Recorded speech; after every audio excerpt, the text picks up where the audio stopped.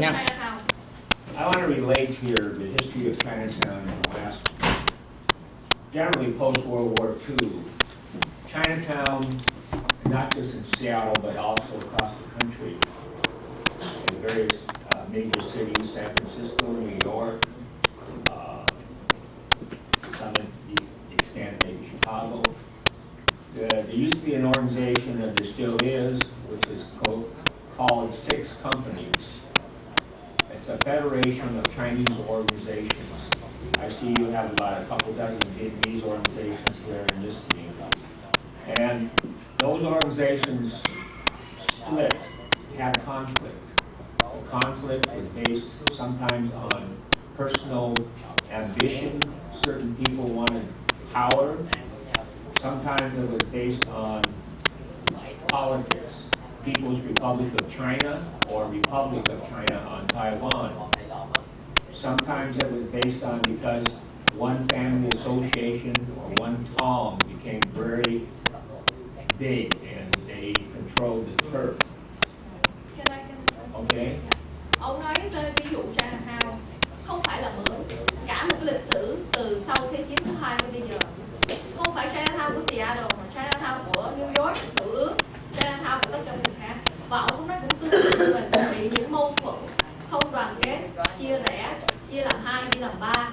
Có những người làm những chuyện đó vì lợi ích cá nhân, vì muốn quyền lực, và có những người làm vì vấn đề, ông dùng chữ là có vấn đề chính trị. Chính trị liên hệ tới chính quyền, liên hệ tới người Đài Loan, chính quyền Đài Loan, và có những gia đình giống như ông dùng cái gia đình gọi là one thong. Tổng một cái tổng á, giống như là bên tổng hợp vậy đó của người. Dạ, thì ông nói là có rất là nhiều lý do mà làm cho mọi những người Hoa không đoàn kết với nhau.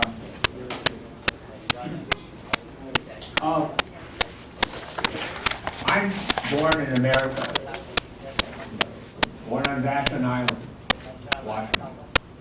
But I had the advantage to go to Chinese school when I was 5, 6 years old, walking around Chinatown, and the elders would say I'm Tom Vitoy. My father's, they would use my father's name, son, or my grandfather's name, Tom Gong Fei, the fluent grandson. That's how it is probably in all Chinese society, especially over there. And I'm sure to some degree it's that way in the Vietnamese society, because I know many of you are Chinese. But what happens here is that I have the advantage of being involved early in my youth in Chinatown activities with various. I started out doing the lion dance and getting the favor of a few people. Hey, they would recognize. And it was advantageous. I didn't do much in Chinatown when I was young, but I got involved in the 1960s with trying to discover who Ted Choi or Ted Choi Tam was. Ông nói là ông sinh ra ở Mỹ, ở ngay Vashon Island. Ngày nhỏ, ông hay đi chơi trong Vũng Tàu. Thì khi người ta gặp ông, người ta không bao giờ gọi tên ông. Người ta nói là ông này là con của cái ông đó, hay là cháu nội của cái ông đó đó, cũng giống như cái người Việt Nam mình.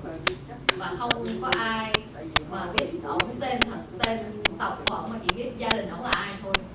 Và nhiều năm tháng, những năm thiếu niên, ông cũng không có tham gia thực sự hoạt động trong cộng đồng Chinatown. Mãi cho tới năm thời 60 thì ông mới bắt đầu là cho người ta gặp ông thì người ta nói là Ted Choi Tam là ai, hay là Ted Choi là ai, rồi bắt đầu biết về hoạt động của ông trong cộng đồng.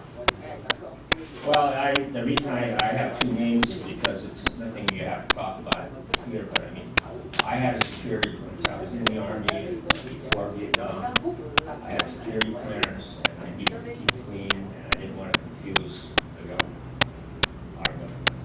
But in the process, in 1960, I was in the Army at Fort Bragg, North Carolina. I became an American. And even though I was American physically, I became an American. I said, what in the hell? We have your next meeting because you have to stand for this group. That's how I did it 20-something years ago when we had a similar group of people. We identified what do we need in Chinatown. Besides the fight between Trung Hoa with Viên, the Trung Hoa Benevolent Association, and half of the other family associations called the Chinese Alliance, by the way, which was involved in a lawsuit for many years. They sued each other in the 70s. That was major conflict in Chinatown and the Chinese American community. And I remember the old days when I was young, when the Toms, my father used to have a little pistol somewhere in the door there because there was real battles. It didn't get that far in the 70s, but it does. But by the way, I've been kind of threatened by coming here today because I did call up some of the people that was on your list just to find out, because they're some of my friends. Some of these big shots, quote unquote, or Vietnamese American leaders I know personally, and I talk to them. Can I translate? Please. Ông nói đến hai cái vấn đề. Thứ nhất là đề nghị chúng ta nên làm gì, làm thế nào để mình phát triển và rộng mở những cái mối liên kết để mình có thể ngồi lại làm việc với nhau. Ông đã làm điều đó 20 năm về trước. Có nghĩa là mình phải kiếm ra những người nào là những người lãnh đạo và lãnh đạo âm thầm, chứ không phải lãnh đạo có cái tâm. Ngay trong cái khu Jackson, ngay trong cái khu Rainy hay là Main Street hay là đường 12, những cái chỗ đó để chúng ta có cùng một tiếng nói.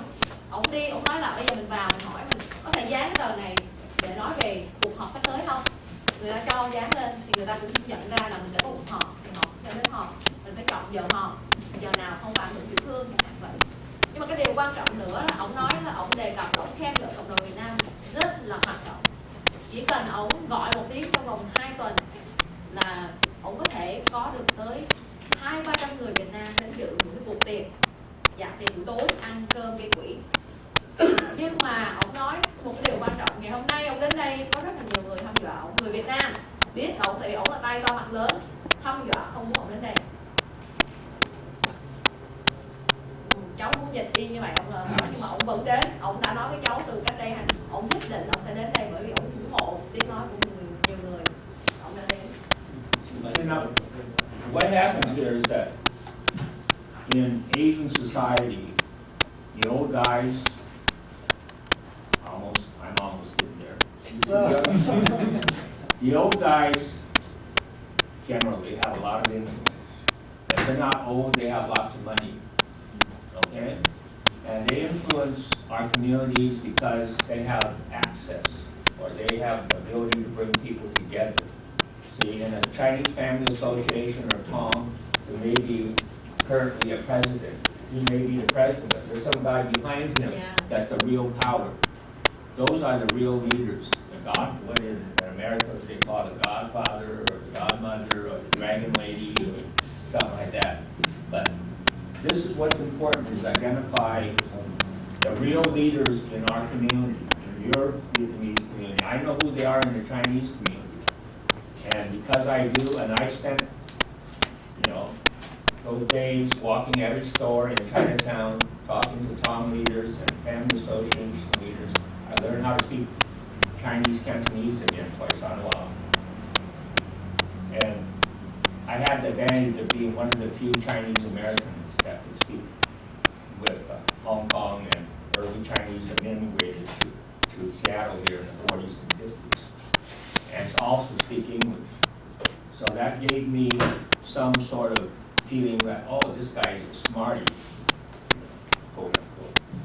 What happened here is that they knew my father, who was a Tong officer, and my grandfather, who was a small level.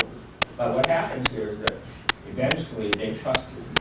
See, we have to find people that they trust and that actually represent leadership.